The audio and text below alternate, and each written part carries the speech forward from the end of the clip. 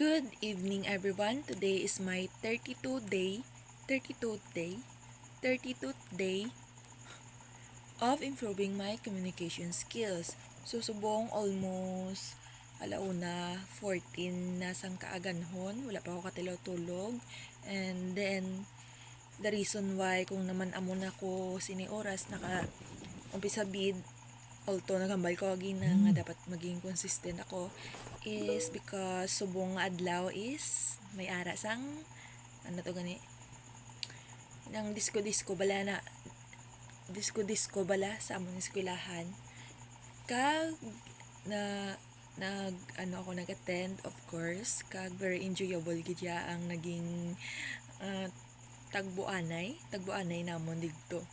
And tapos, nagumpisa kami mga 7:30. And then, natapos kami mga 10. Mga 10, mga 10-11 lang sila asta. Although, ang ila pinaka-promise is 10:30 kami dapat. But then, ang ila gambal is, ang ila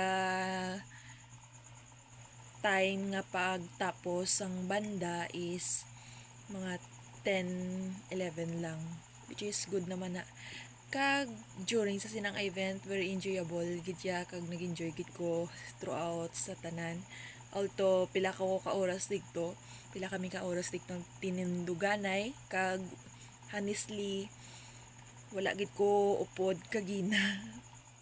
Nagkadto lang gid ko sa una sang pinaka balasang stage, pinaka front niya. Nagkadto gid ko sa una kagina, miski wala ko upod, miski isa lang ko, kag wala gid ko kakilala ko sino na akong mga kaluyo or nano dito. But then miski ako lang, I really enjoyed everything, even though almost gusto ko tutikan ako nga gusto wala magpuli kay syempre nga daan medyo nahadlok gid ko ya. Kag doon ako baan man syempre kay ako lang nga daan isa, kay akong mga college friends nga gina-expect ko nga mag-attend gani is wala sila, nagpululoli sila tanan. But ginghambal ko gid sa akong kagalingon kagina nga I should continue gid ya, and I will keep my word sa pag-attend, kay bukod nga daan nag-promise na ko sa akong self na ma-attend gid ko yan no matter what sa amo tong event. Kag ang isa pa gid nga reason is gastusan ko to. So kasayang man kung na dulaon ko lang bangod nadlok ako kag isa lang ko. Kagina lang gid akon ginapanumdum gid sang time bala nga nagalaong na kon mga college friend nga magpuli kay kagina nga daan mga last dos na ko nakakadto sa school, which is pagkadto ko ginaheld nga ang Stellar event, kag naglantaw ako dito, and after that amo na daso ng disco or amo to akong jambal. Kag kagina ginapanumdum ko na lang gid samtang galaong sila sa akon nga mapuli. Even though nagtry man ko nga akaton sila pero wala ko naging pilit, ako ginapanumdum na lang gid is I meant to be alone in this thing. Kag hindi lang ni siya applicable dito mismo sa amo nga sitwasyon, but in other things in life man, ilabi na gid bala kung may gusto ka i-pursue tapos hindi sila interesado, tapos ikaw gusto mo na interesado ka, then you are meant to walk alone. Very lonely siya, kag kululbaan, and also risky man because unsure ka, confused, magiging unsure ka gali kag confused kung padayon ka gid bala, kag kung tama gid man imo ginobra nga daw hindi ilog sa iban, mga muna bala nga question gid ako na realize kagina. Although wala ko pa na siya totally na experience, but then ginaamat-amat na ko pa-realize nga throughout kid sa aton kabuhi is kung may gusto kita nga, for example may gusto kita nga lifestyle nga gusto abuton gid bala nga amo gina aton pinaka dream nga lifestyle sang kabuhi nga komportable, financially free, mga muna bala nga bagay, Tapos makita mo yung mga colleges, colleague, friends, best friends, or mga kakilala nga they are taking different fat path nga may different goal man nga layo sa imo gusto. Then ang pinaka best way nga ang imo personally nga himuon is sundon lang gid ko ano imo gusto, kay sa tuod lang kita lang ang nakakabalo kung ano ina sa miski i-explain tabala sa iban ang aton nga perspective or paano tabala na perceive ang isa ka bagay nga gusto ta maabot miski wala pa siya nagkakatabo, sila mismo hindi na sila kaintindi. So at the end of the day, kita gyapon ang maka-truly nga perceive bala sa aton nga dream sa kabuhi. Although they can totally understand gali, but they cannot foresee the same thing as you have. Kumbaga kung ano yung mo ginapanomdom, iba man niya ilang perspective dira.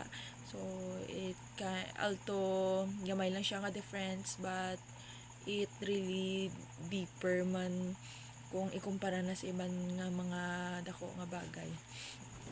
Amo na ay kaya ang naging result sadto kay ay nagdayon ako, I walk alone, literal nga alone kay wala gid ko upod kagina.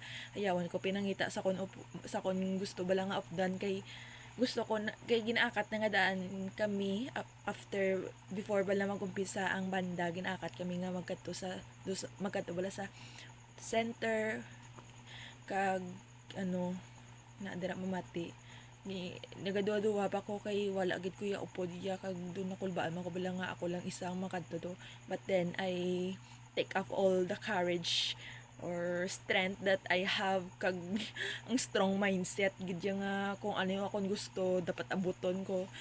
Kag thankfully amo to nagadto ko sa center miski ako lang isa, wala ako kakilala kung sino akong ginaupod. Tapos pinang picturean kami kag gina, way ako kabalo ko sino to kon kaluyo sa pagpicture. Epic gidya, pero best experience man sa kagdamo man ko na-realize as in. And that's all for today. Actually, after ko pagpuli, ging obra ko dani yung mga bagay nga kinanglan ko obrahon bago mag-video. Ang una na dira is syempre amang laba, magkaon, kag mangugas pinggan. Kag so nagtry man ko panalod kaso Diyos ko, ang tubig nahina ya. Bugtawan ko tani si kuya kay napilaw na gid kuya syempre lutoy man ko nga daan sinaot digto. Kag pila kami ka oras nagtininduganay, mga 3 hours, almost 3 hours. That's why medyo give up na gid ako nga akon physical nga lawas, but ang rason ko naman na uobra ka man gyapon ang mga task nga dapat ko obrahon is bangod lang gid sa akong utok, ginapilit ko. Ay hindi ginapilit, ginaano ko gid ginahimo gid voluntarily.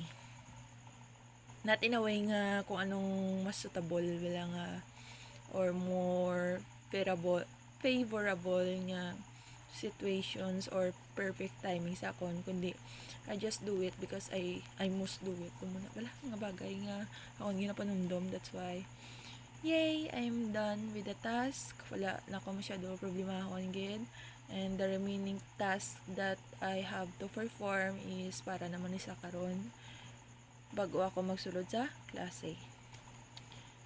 I think that's all for today, and the quote of the data is Amotogani for our personal goals.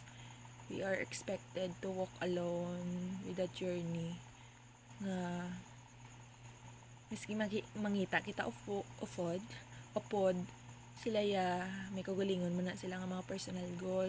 So meaning mostly they will walk differently, they will think differently. Kag amo na ang isa gid sa pinakamabudlay nga bagay kung matabo. But then if you are really motivated, hindi ka man motivated kay kung motivated abilain na kay kung ang motivated kay hindi ka madayon kumbaga if desidido kagid bala nga amugin na iya ang imo gusto para sa imo self, kag you know that you are capable for it, you have the